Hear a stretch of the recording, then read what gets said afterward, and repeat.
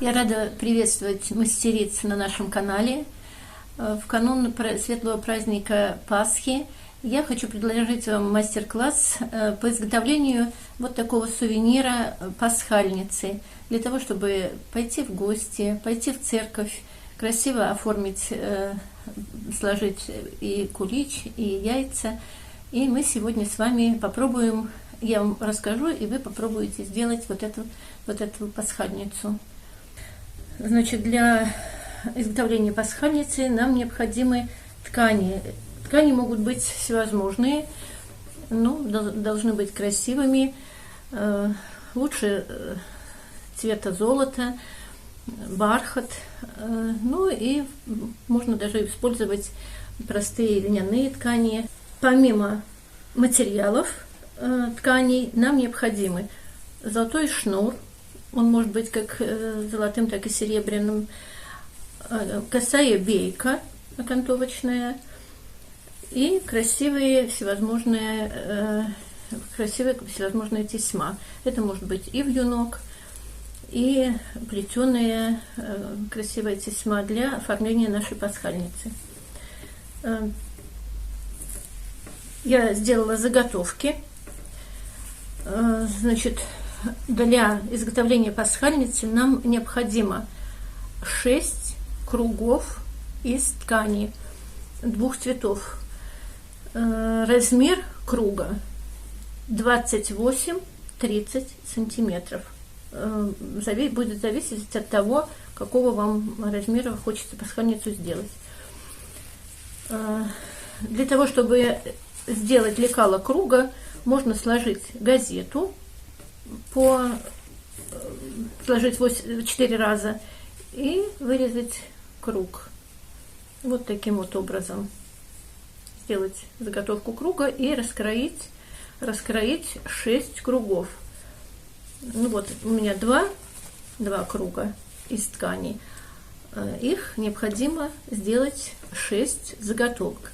Помимо тканевых заготовок круга еще необходима такая вот заготовка-прокладка. Она может быть из какой-нибудь плотной ткани, это может быть джинс, в данной ситуации синтепон.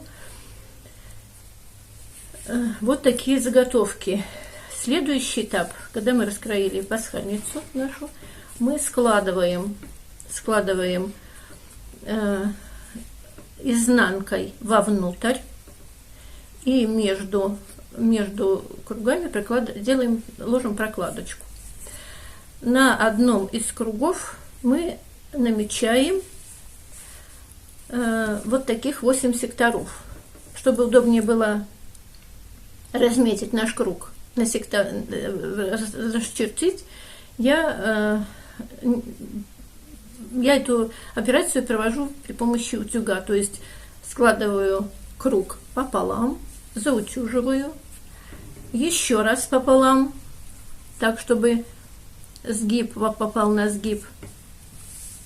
Вот у нас получилось 4 сектора. И еще 2 раза, то бишь разделяю наш круг на 8 секторов. Вот такая заготовка. Это такая основная операция, требующая внимания, четкости. Можно промерить линейкой, чтобы сектора наши были четкие. Можно разделить круг при помощи циркуля, но это будет не очень удобно и долго. Лучше пользоваться утюгом. Сейчас я рассказываю, как изготовить один круг для пасхальницы, а их будет у нас в наличии вот 3 круга. Значит, разделили на 8 секторов наш верхний круг. Скрепили булавками для того, чтобы мы сейчас могли дальше работать. Скрепили булавками, чтобы она у нас, заготовка эта, не сдвинулась. И следующий момент. Мы по вот этим линиям прошиваем, то бишь соединяем все 3 детали. Прошиваем вначале по одному сгибу, а потом делаем следующий вот крест-накрест и прошиваем все 8 секторов.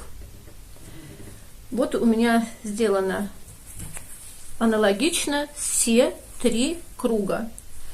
Правда, тут я немножко поспешила и уже окантовала.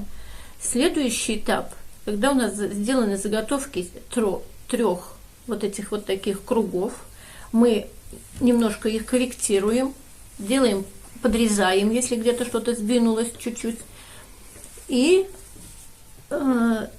следующий этап это окантовка кругов. Тут надо приложить как можно больше внимания, аккуратности, чтобы вот этот срез у нас был окантовкой. Я думаю, что мастерицы многие знают, как это делать.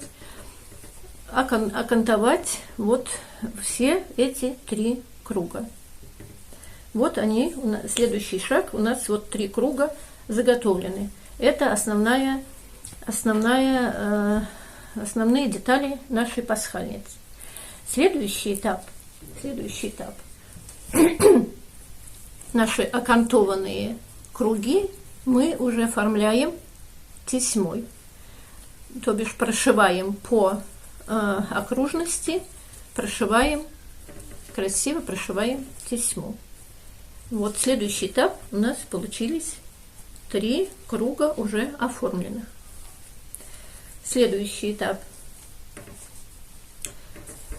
2 верхних круга нам необходимо по этим же линиям еще раз прострочить, но уже вместе. То есть мы складываем так, чтобы тесьма наша была наружу.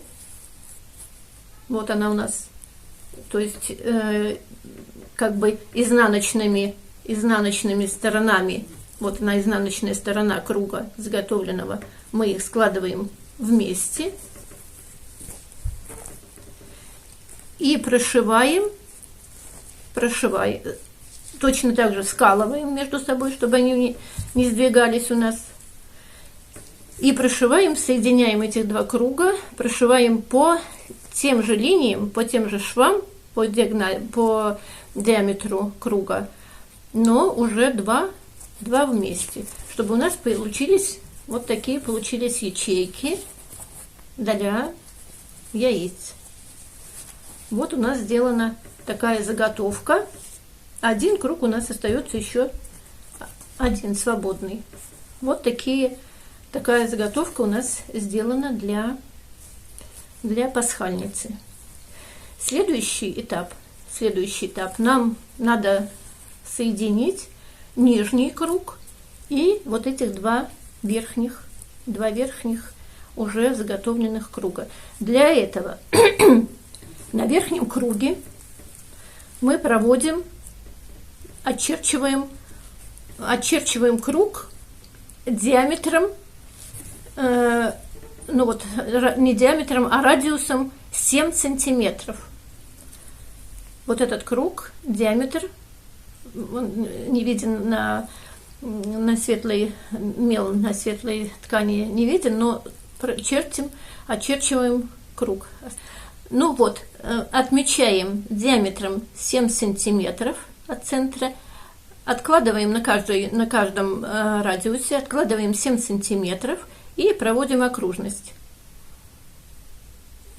После этого скалываем все 3 круга аналогично, вот как мы раньше скалывали, скалываем их. Тут более внимательно необходимо, потому что, чтобы они у нас не косо были между собой, одинаково выходили по краю, по окружности. И прострачиваем все 3 круга, соединяем по вот этой вот, по линии радиусом 7 сантиметров.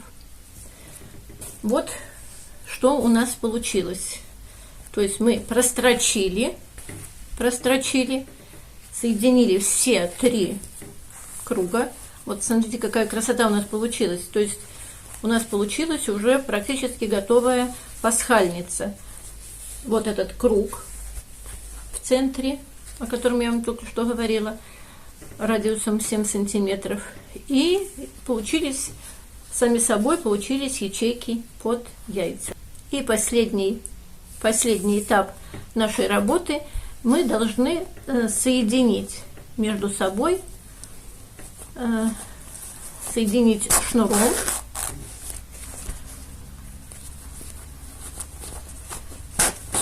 все 8 ячеек. Большой иглой, шнуром. Очень красивые пасхальницы получаются, когда они оформлены серебром, то есть серебряная змейка, серебряный шнур. Вот это последний штрих в изготовлении. Вот еще 2. Вот видите, как здорово получается это изделие. И смотрите, после праздников его можно развязать, раздвинуть, смотрите, и положить ровненько на полочку. Вот где-то там в шкафу. Надо попользоваться, вы стянули. Вот, здорово, правда? И завязали. В центр пасхальницы можно поставить кулич. В ячейки можно положить яйца и отправляться в церковь или в гости. Вот такое изделие у нас сегодня получилось. Ну вот, а это уже с куличом, с пасхальными яйцами. Хочу пожелать вам всем удачи. Хочу призвать вас попробовать сделать это изделие. Занимает оно немного времени. В течение 2-3 часов вы можете сделать такой прекрасный пасхальный сувенир. Всех с наступающим праздником. Всех благ. Храни вас всех Господь.